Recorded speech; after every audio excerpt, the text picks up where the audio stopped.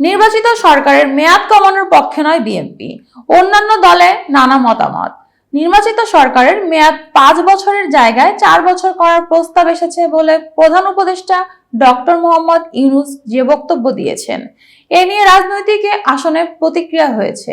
BNP, Jamaat ইসলামী সহ বেশিরভাগ দল বলেছে তারা প্রস্তাবিত 4 বছর মেয়াদের সঙ্গে একমত নয়।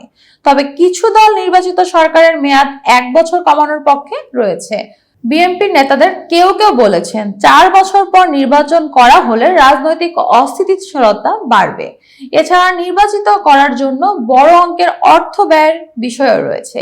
তারা আরো বলেন দেশের রাজনীতিতে সহনশীলতার ঘাটতি রয়েছে। স্বাধীন বাংলাদেশের 53 বছর পরেও নির্বাচনকে কেন্দ্র করে বিভিন্ন সময় রাজনৈতিক অস্থিতিশীল পরিস্থিতি সৃষ্টি হয়েছে। ফলে এখনো অল্প সময়ের ব্যবধানে নিশ্চিত করার মতো পরিবেশ তৈরি হয়নি বলে তারা মনে করেন। নির্বাচিত সরকারের মেয়াদ কমানোর দায়িত্ব অন্তর্বর্তী সরকারের নয় বলে মনে করেন বড় দলগুলো।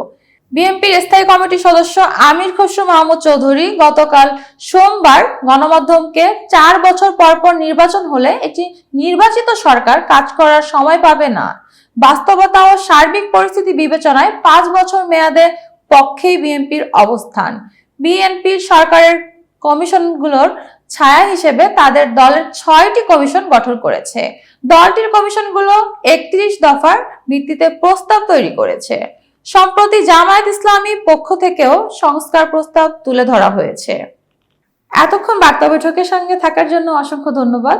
নতুন নতুন তথ্য ও সংবাদ পেতে বার্তা বৈঠকের ইউটিউব চ্যানেল ও ফেসবুক পেজের সাথেই থাকুন।